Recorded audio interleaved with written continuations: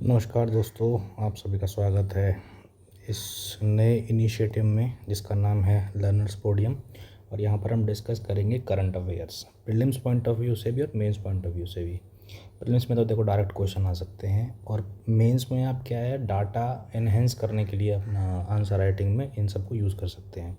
तो आज के टॉपिक क्या क्या हैं? कतर अल उदीद एयरवेज, ये क्या इंपॉर्टेंस है इसकी, अंडर वाटर केबल्स कहाँ बिछाई जा रही हैं, योगा डे की इम्पोर्टेंस क्या है, एनीमिया के बारे में बात करेंगे, एक्सरसाइज शक्ति किसके बीच में हुई है, आईएनएस अर्नाला ये क्या है, मस्ट स्टारलिंक से जुड़ी क्या न्यूज़ आई है, पटना वाटर मेट्रो क्या इसकी सिग्निफिकेंस है, strait of Hormuz, Fateh hypersonic missile, Arak nuclear reactor, Sejjil ballistic missile कौन सी कंट्री की है, ये पेरिलिया ये क्या है, ये बहुत इंपॉर्टेंट है, ये सी बास बहुत ज़्यादा इंपॉर्टेंट है, प्रतिभा सेतु यूपीएससी द्वारा कुछ एक नया इनिशिएटिव है, ब्लैक टर्मरिक ये बहुत ज़्यादा इंपॉर्टेंट है, नक्षत्र एचपीसी क्या है, और बुशहर न्यूक्लियर फैसिलिटी ये क्या है। ठीक है, तो पढ़ते हैं हम इसके बारे में।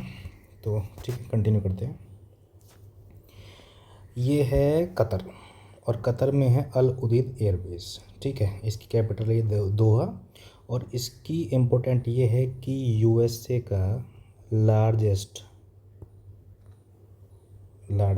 मिलिट्री इंस्टॉलेशन है ये मिडल ईस्ट के अंदर। ठीक है, अब ये न्यूज़ में क्यों है? ये न्यूज़ में इसलिए है क्योंकि यूएसए ने यहाँ से अपना जो सारा सामान है उठा के और जा चुके हैं अपने एयरबेस से।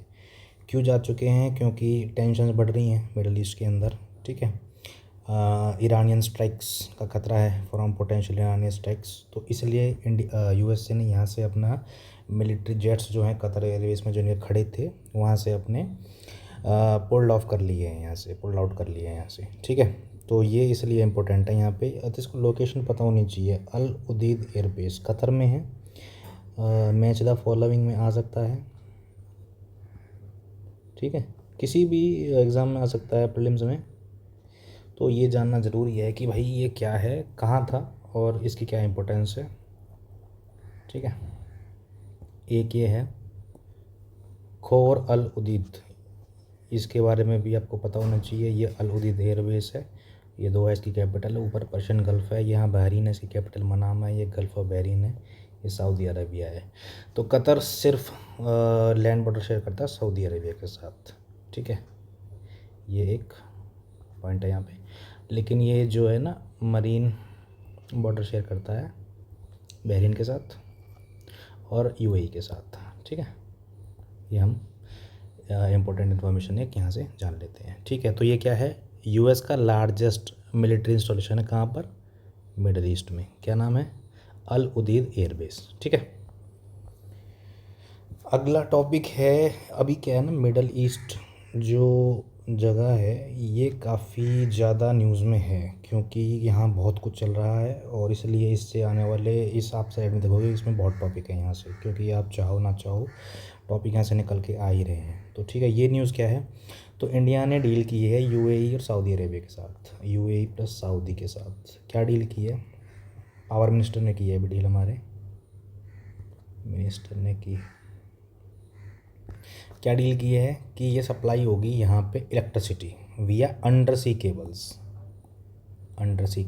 ठीक है, stretching approximately 1700 kilometre 1400 kilometre respectively, दोनों कंट्रीज़ में, ये सऊदी में भी और यूएई में भी। ठीक है, 1700 किलोमीटर और 1400 किलोमीटर की अंडर सी केबल्स बिछाई जाएंगी, और इससे क्या है कि हम एक्सपोर्ट करेंगे, क्या करेंगे, इलेक्ट्रिसिटी इन दो कंट्रीज़ को। ठीक है, तो हम इलेक्ट्रिसिटी एक्सपोर्ट करेंगे इन दोनों कंट्रीज़ को, और ये इनिशिएटिव है one sun one world one grid का, one sun one world one grid vision का। ठीक है, जिसका विज़न क्या है कि create a globally interconnected renewable energy outlook. ठीक है, रिन्यूएबल एनर्जी नेटवर्क। और ये इंडिया में कहाँ से बिछाई जाएगी? इंडिया में बिछाई जाएगी भुज, गुजरात से। ठीक है, तो कौन सी हैं? सऊदी अरेबिया और यूएई।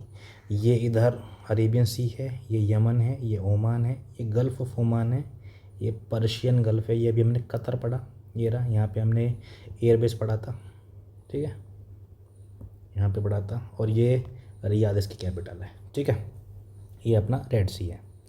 तो समझ में आया कि क्या बात कर रहे हैं हम। इलेक्ट्रिसिटी सप्लाई करेंगे हम सऊदी अरबिया को और यूएई को 2 gigawatt of power to both countries. ठीक है, अगली न्यूज़ क्या है, योगा डे। योगा डे 2025 21 जून को हर साल मनाया जाता है योगा डे।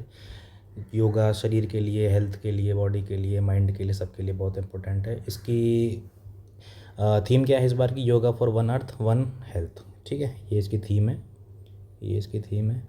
ठीक, अब इसकी इम्पोर्टेंस क्या है, ये हर साल जो है समर सॉलिस्टिस पे पड़ता है। समर सॉलिस्टिस है यूपीएससी में हर साल एक क्वेश्चन पूछा जा रहा है हर साल, और समर सॉलिस्टिस से ही पूछा जा रहा है। ये भी एक सरप्राइज़ की बात है। ठीक है, तो ये हमको पता होना चाहिए समर सॉलिस्टिस कब लगता है, विंटर सॉलिस्टिस कब लगता है। ये इक्विनॉक्स साल में 2 बार होते हैं, वर्नल इक्विनॉक्स और ऑटोमनल इक्विनॉक्स। सितंबर में ऑटोमन और मार्च में वर्नल इक्विनॉक्स। ठीक है, तो हर साल यहाँ से क्वेश्चन आ रहा है, योगा डे इसके साथ पड़ता है, क्वेश्चन पूछ लेती है यूपीएससी। ठीक है, तो अगला टॉपिक पे बात करते हैं। अगला टॉपिक है एनीमिया के बारे में। ठीक है, एनीमिया क्या होती है, एनीमिया होती है कंडीशन होती है जिसमें ब्लड के अंदर healthy red blood cells enough नहीं होती हैं, नहीं बन पाती हैं। Lack of red blood cells और डिसफंक्शनल ब्लड सेल्स। ठीक है, इन द बॉडी। इससे क्या होता है, इससे होता है reduced oxygen flow to the body organs. ठीक है, ऑक्सीजन जो फ्लो है बॉडी में वो कम हो जाता है। ठीक है, ये नॉर्मल कंडीशन होती है और ये एनीमिक कंडीशन होती है। ये देखो, रेड ब्लड सेल्स कम है, इससे ऑक्सीजन फ्लो बॉडी में कम होता है। ठीक है, अब ये है कि क्या आयरन डेफिशिएंसी एनीमिया कॉज करती है डिलेड प्यूबर्टी में। प्यूबर्टी जो महिलाओं के अंदर होती है, वुमेन के अंदर होती है, क्या एनीमिया की कमी से प्यूबर्टी डिले हो सकती है। तो जी बिल्कुल, ये इम्पेक्ट करती है ऑक्सीजन डिलीवरी को, हार्मोनल सिग्नलिंग को, और न्यूट्रेंट एब्सॉर्प्शन को, और सेक्टर वाइटल ड्यूरिंग एडोलसेंस को। ठीक है, अगर ये सिचुएशन अनरेस्ट रह जाए, अनएड्रेस्ड रह जाए, तो ये क्या करती है, डिले करती है प्यूबर्टी को, इम्पेयर करती है कॉग्निटिव परफॉर्मेंस को, और अफेक्ट करती है लॉन्ग टर्म बोन हेल्थ को और फर्टिलिटी को, पर्टिकुलरली इन गर्ल्स। ठीक है, पर्टिकुलरली इन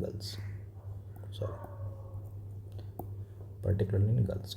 ठीक है, तो राइट सप्लीमेंट और राइट फूड अगर हम लिया जाएँ और आयरन इंटेक की जाए तो ये इससे फ़ायदा मिल सकता है इस कंडीशन में। ठीक है, अब सरकार ने क्या किया है कि एक 6+6x6 स्ट्रेटेजी लेकर आई है to reduce anaemia among 6 beneficiaries age groups.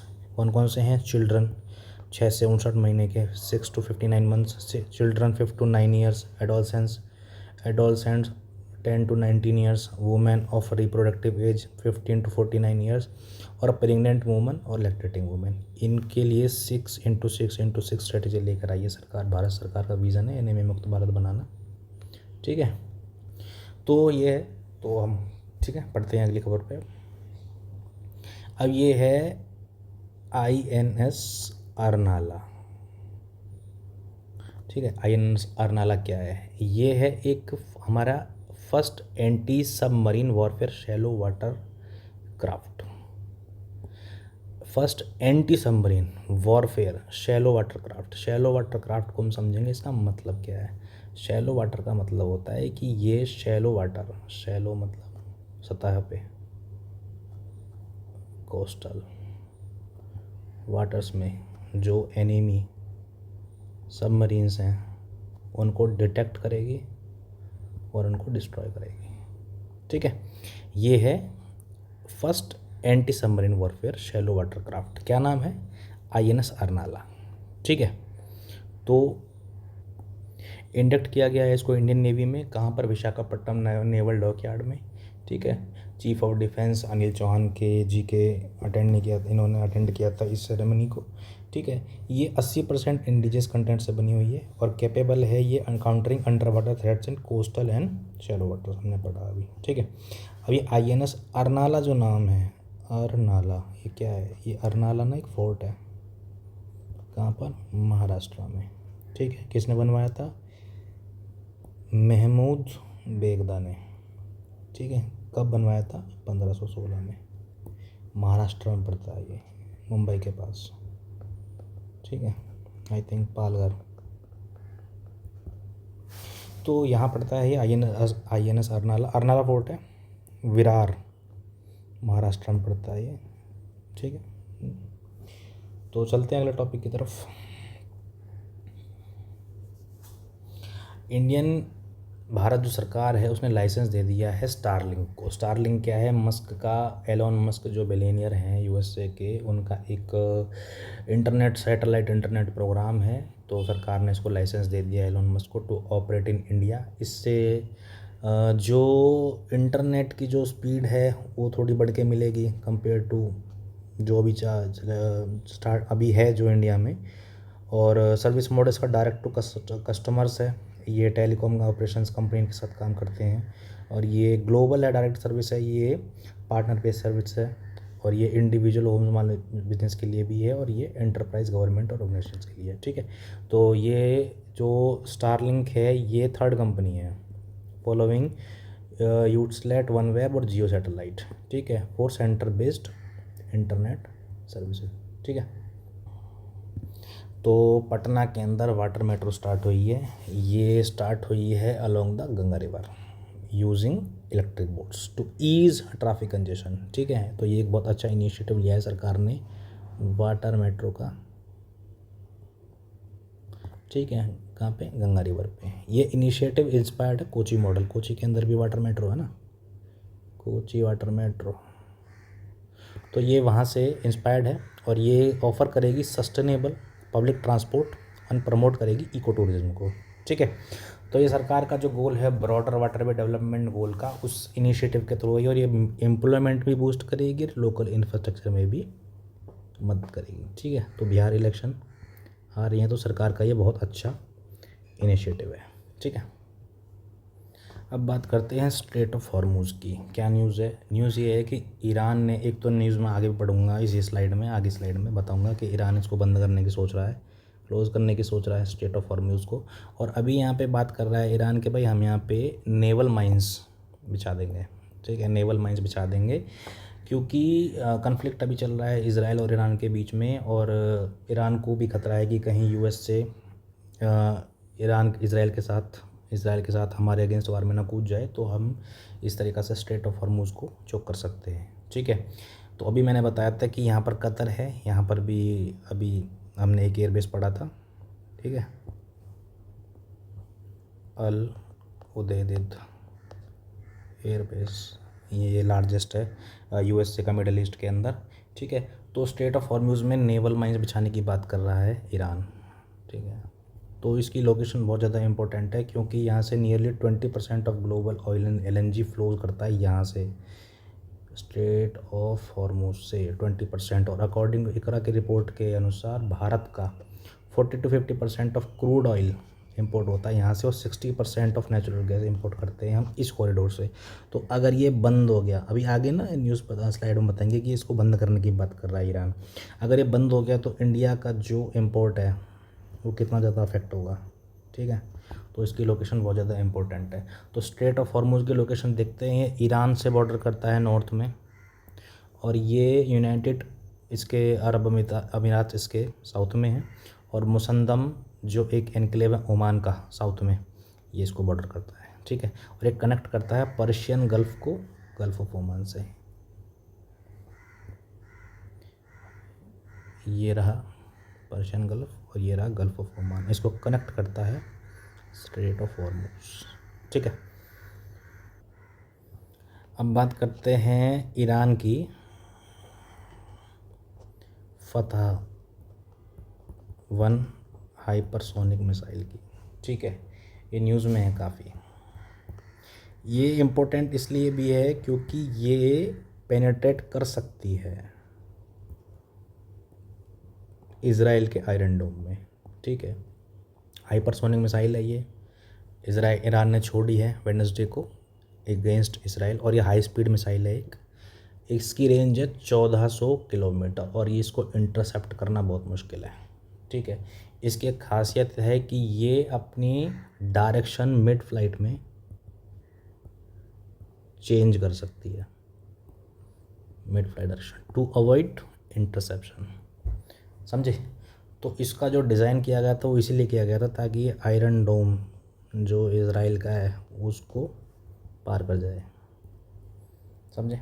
तो ये इसलिए ईरान की फ़तह, मैंने बोला था ना कि जो ईरान है और ईरान से रिलेटेड जितने भी टॉपिक्स न्यूज़ में हैं वो बहुत ज़्यादा इंपॉर्टेंट हो जा सकते हैं। तो पूछ लेंगे फ़तह मिसाइल किसकी है, फ़तह पाकिस्तान दे देंगे ऑप्शन में, ठीक है, लेकिन गलत होगा ना, वो नाम सेम सेम सा है, उर्दू पर्शियन सा। लेकिन ये फ़तह मिसाइल जो है ये ईरान की है,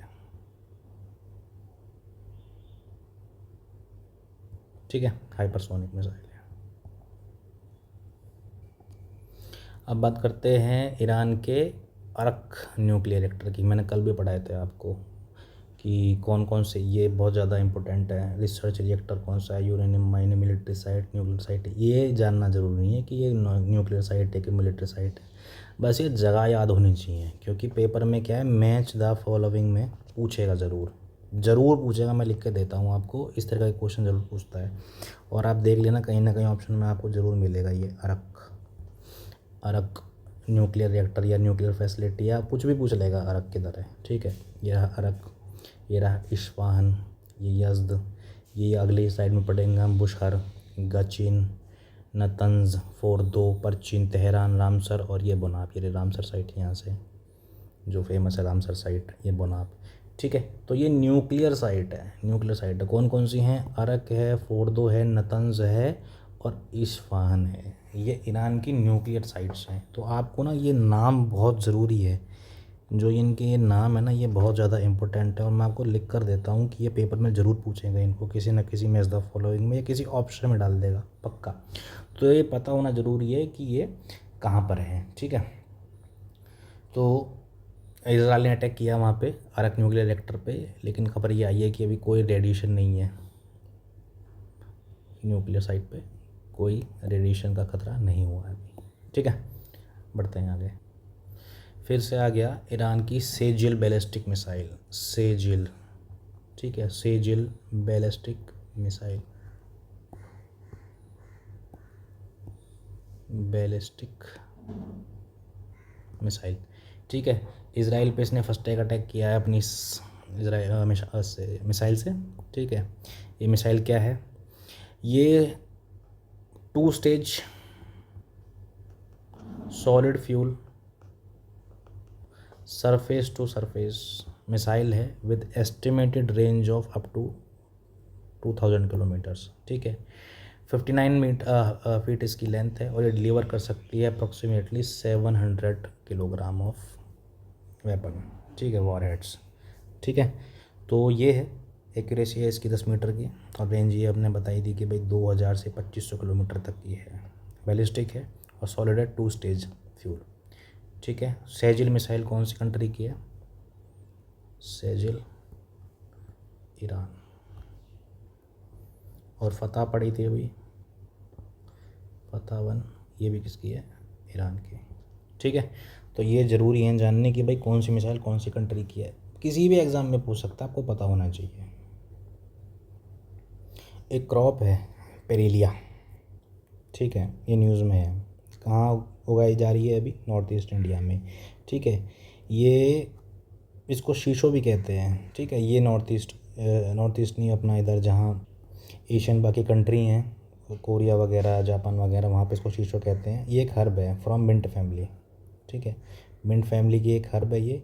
और इसके बहुत ज़्यादा यूजेस हैं आज के टाइम में। क्वेश्चन पूछा था, ये क्वेश्चन आया था ना, हिमालयन गुच्ची या गुच्ची मशरूम, तो इस तरीके से इस क्वेश्चन को प्लांट कर सकते हैं किसी भी एग्ज़ाम में। पेरीलिया क्या है, ठीक है, कहाँ उगती है ये, नॉर्थ ईस्ट में। पूछ लेंगे आपको भाई ये कश्मीर में उग रही है, तो नहीं, ये नॉर्थ ईस्ट में उग रही है, ठीक है।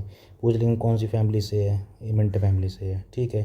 कहाँ यूज़ होती है, एशियन कुजीन में यूज़ होती है, एंड ट्रेडिशनल मेडिसिन में, पार्टिकुलरली कहाँ पे, ईस्ट एशिया में, ठीक है। भंग, जीरा, रंगीला या फिर घुंडी है इसका नाम हिंदी में, ठीक है, अगर हिंदी में पूछ ले तो ये इसको काफ़ी ज़्यादा कंसिडर किया जा रहा है। न्यू अपॉर्चुनिटीज़ हो सकती हैं इसकी, किसमें, एडिबल ऑयल्स में, हेल्थ सप्लीमेंट्स में, कॉस्मेटिक्स में और even production of paint and ink में, ठीक है। तो क्या नाम है, पेरीलिया। ठीक है, कहाँ हो रही है? नॉर्थ ईस्ट में। तो ये याद रखना ज़रूरी है। अगला टॉपिक है, ये एक फ़िश है, आप सभी देख पा रहे हैं, एक फ़िश है, इसका नाम क्या है? सी बास। ठीक है, क्यों इम्पोर्टेंट है ये? सबसे पहले ये इम्पोर्टेंट इसलिए है क्योंकि ये जो पैदा तो होती है एक मेल की तरह होती है, ठीक है, लेकिन बाद में ये ट्रांसफॉर्म हो जाती है किसमें? फीमेल में। है विचित्र। तो ये एक फ़िश है, मीट ईटिंग फ़िश है ये, meat eating fish, born as a male and transform into a female later. ठीक है, क्या खाती है? स्मॉल फिश और श्रिम्प्स को। ठीक है, और इसकी आइज़ जो है पिंक है, जो शाइन करती है नाइट में।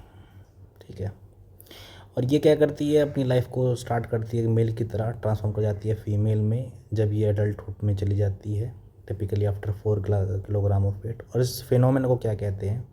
इस फिनोमेना को कहते हैं प्रोटेंड्रस हर्माफ्रोडिटिज्म। प्रोटेंड्रस हर्माफ्रोडिटिज्म। ठीक है, तो ये इसलिए इम्पोर्टेंट है ये फ़िश।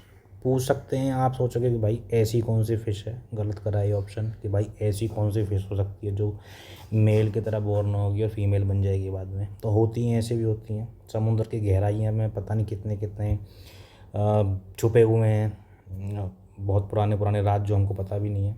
ठीक है, तो कहाँ पाई जाती है? शैलो रीजन्स में पाई जाती है, वार्म और ट्रॉपिकल सीज़ के। ठीक है, तो नाम याद रखना, सी बास। किसी ऑप्शन में पूछ ले सी बास तो ये सी ग्रास जैसा लग रहा है, कंफ्यूज मत हो जाना। ठीक है, सी ब्रास। अगला टॉपिक है नक्षत्र HPC। क्या है ये HPC? ये है हाई परफॉर्मिंग कंप्यूटिंग। ठीक है, ये क्या है नक्षत्र HPC? पुणे ने, NIV national institute of virology Pune ने इसको लॉन्च किया है। ठीक है, ICMR NIV पुणे ने, national institute of virology Pune ने इसको लॉन्च किया है। ये काम क्या करेगा? ये एनालाइज करेगा डाटा को। कौन से डाटा को? जीनोमिक और bio informatics data, genomic and bio informatics data.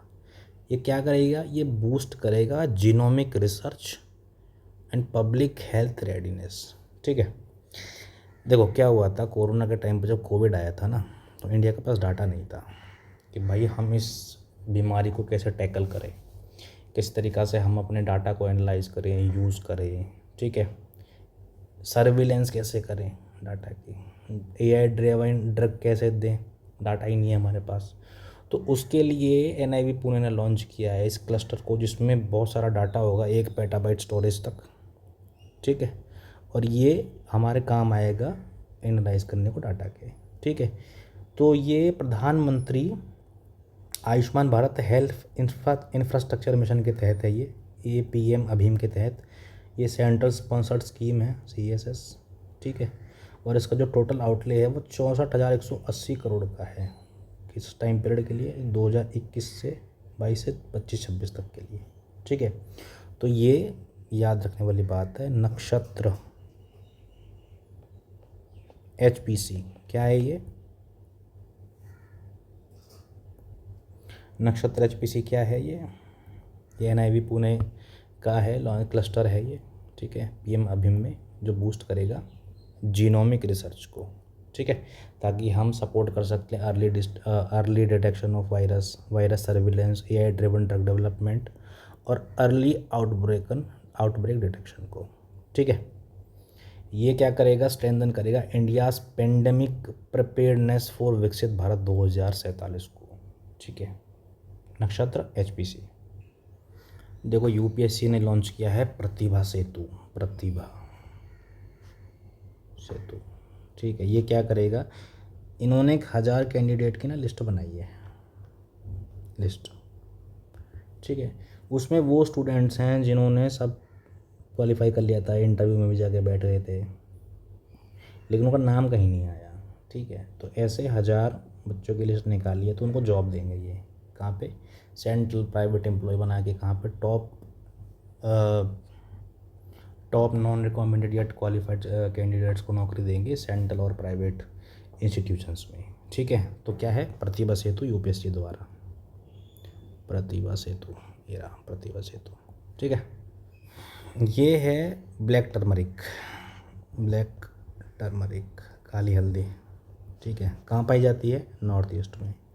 क्यों न्यूज़ में है? क्योंकि ये अभी रिसर्च हुई है तो ये पता चला है कि डिमेंशिया, ओवेरियन कैंसर, इन सब को, एल्जाइमर को ये फाइट कर सकती है। May help fight ovarian cancer by targeting brain enzymes and killing cancer cells. ठीक है, तो ये है ब्लैक टर्मरिक, न्यूज़ में है, इसको भी याद रखना। कहाँ होती है? नॉर्थ ईस्ट में। ठीक है, कौन कौन सी बीमारी? Alzheimer, dementia, ovarian cancer. Dementia क्या होती है? एल्जाइमर क्या होता है? डिस्ट्रॉय करता है ये मेमोरी को और अदर इंपॉर्टेंट मेंटल फंक्शंस को। ठीक है, याददाश्त खोने लगती है धीरे धीरे धीरे, इंसान ने जो भी कुछ किया जीवन भर सब भूल जाएगा एक टाइम पे आके। तो ये होती है एल्जाइमर। ठीक है, फिर से आ गए हम ईरान के न्यूक्लियर प्लांट्स पे, न्यूक्लियर साइट्स पे। अब कौन सा है? Bushehr, Bushehr nuclear plants. तो रशिया ने वॉर्न किया है इसराइल को कि भाई यहाँ पर अटैक मत करो। अगर यहाँ पे अटैक हो गया तो एक चेरनोबिल स्टाइल कैटास्ट्रॉफे हो सकती है इन फ्यूचर, अगर आपने ऐसा किया तो। ठीक है, तो कल हमने पढ़ा था ना एक आर्टिकल, प्लेइंग विद फायर, कि भाई किस तरीक़ा से टारगेट किया जा रहा है न्यूक्लियर साइट्स को। अगर उन पर अटैक हो गया तो भाई किस तरीक़ा के डिज़ास्टर्स हो सकते हैं, रेडिएशन हो सकता है, रेडियोएक्टिव मटेरियल्स का। ठीक है, तो ये रशिया ने बनाया था, ईरान के अंदर है ये रहा। ठीक है, तो ये है अपना बुशहर। और ये पढ़े थे हमने अभी नतंज, इस्फहान, अरक, फोर्दो, ये याद रखना न्यूक्लियर साइट्स। ये मिलिट्री साइट्स हैं। परचिन, ठीक है, ये यूरेनियम माइंस इनकी, शगंध और यज़द और गचिन। ठीक है, बोनाब भी है, रामसर है, तेहरान है, ये रिसर्च रिएक्टर्स हैं ईरान के। तो ये ना नाम याद होने चाहिए कि भाई बोनाब कहाँ पड़ा था, रामसर, तेहरान, परचिन, अरक, फोर्दो, नतंज, इस्फाहन, सगंध, यज़द, बुशहर, गचिन, ये पढ़े कहाँ थे? ये कभी इराक मार दो, इराक नहीं है, ईरान है इसका आंसर। ठीक है, तो ये आज की आखिरी न्यूज़ है। ये है क्या? ऑपरेशन एक्सरसाइज शक्ति। किस किस के बीच में होती है? India France. ठीक है, कहाँ हो रही है? कैंप लार्जा ला कैवेलर, फ्रांस के अंदर। ठीक है, कौन सी एक्सरसाइज है? 8th है ये। कौन गया है इसमें इंडिया की तरफ से? जम्मू कश्मीर राइफल्स के 90 मेंबर इंडियन कंटिजेंट गई है। ठीक है, कहाँ से? जम्मू कश्मीर राइफल्स से। कब से कब हुई है? जून 18 से जुलाई 1 हो गई है 2025 में। किस पे फोकस करती है ये? बाईएनियल है। ठीक है, किस पे फोकस करती है ये? Counter terrorism cooperation, sub conventional operations, military interoperability in semi urban terrain. ठीक है, किसके अंदर ऑपरेट करती है ये? UN charter chapter the mandate simulating peace keeping operations. ठीक है, ये ड्रिल क्या एम करती है? ये करती है foster joint training, tactical coordination, mutual trust between the two nations. ठीक है, ये एक्सरसाइज कंडक्ट की जाती है अल्टरनेटिवली कहाँ पे? इंडिया में और फ्रांस में। ठीक है, ऑपरेशन एक्सरसाइज शक्ति। कौन सा एडिशन था इसका? 8th। ये है ऑपरेशन शक्ति।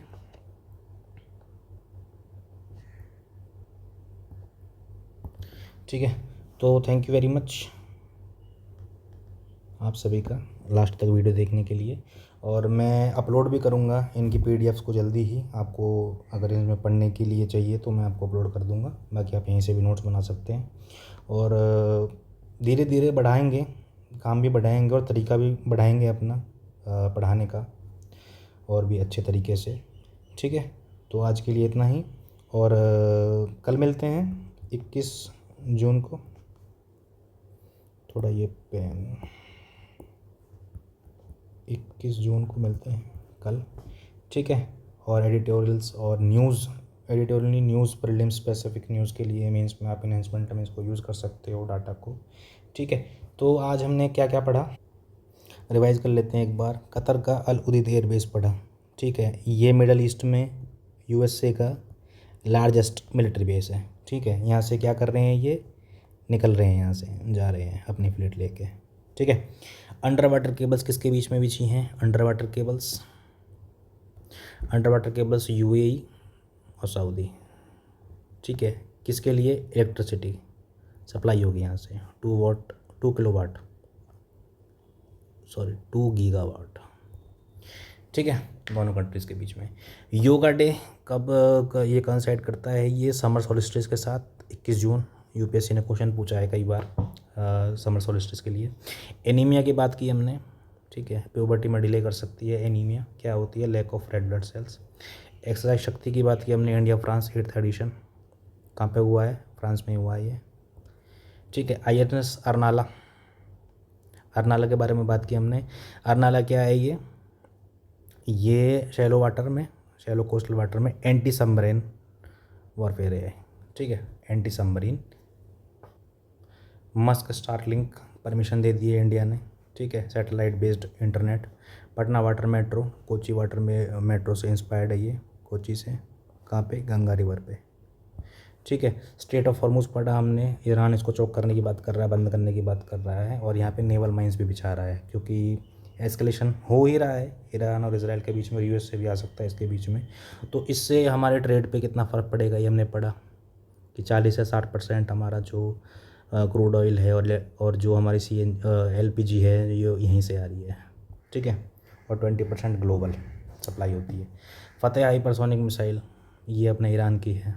ईरान न्यूक्लियर कटर, ये अपना ईरान का है। ठीक है, सेजल बैलिस्टिक मिसाइल, ये ईरान की है। ठीक है, पेरीलिया, ये क्रॉप थी नॉर्थ ईस्ट में उगती है जो, इसका यूज़ काफ़ी बढ़ रहा है।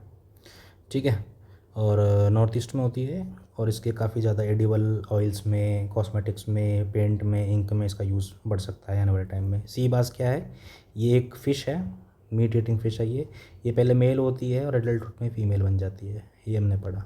ठीक है, प्रतिभा सेतु यूपीएससी द्वारा लॉन्च किया गया है। 1000 कैंडिडेट्स की लिस्ट बनाए हैं जो इंटरव्यू तक गए लेकिन उनका नाम कहीं नहीं आया, तो उनको भी नौकरी देंगी सरकार, प्राइवेट या गवर्नमेंट PSUs में, एक अच्छी पोस्ट पे। ठीक है, ब्लैक टर्मरिक पढ़ा हमने, ये भी नॉर्थ ईस्ट में पैदा होता है। ठीक है, इसका क्या यूज़ है, डिमेंशिया, अल्जाइमर और ओवेरियन कैंसर से लड़ने के लिए। ठीक है, नक्षत्र HPC क्या है, एक क्लस्टर है ये डाटा का, इसके हम अपना डाटा इकट्ठा करेंगे यहाँ पे, ताकि आने वाली कोई भी पेंडेमिक हो उसमें हम डाटा हमारे पास होगा, ताकि हम इसको यूज़ कर सकें या ड्रवन ड्रग्स में या सर्विलेंस में, वायरस के सर्विलेंस में। ठीक है, और बुशर न्यूक्लियर फैसिलिटी, ये भी कहाँ है, ईरान में। ठीक है, तो आज के लिए इतना ही, मिलते हैं कल, और आप अच्छे से रिवीजन कीजिए, और जो भी PDFs वगैरह होंगी मैं आपको जल्दी बता दूंगा कि ये कहाँ पर मिलेंगी। ठीक है, थैंक यू वेरी मच। जय हिंद, जय भारत।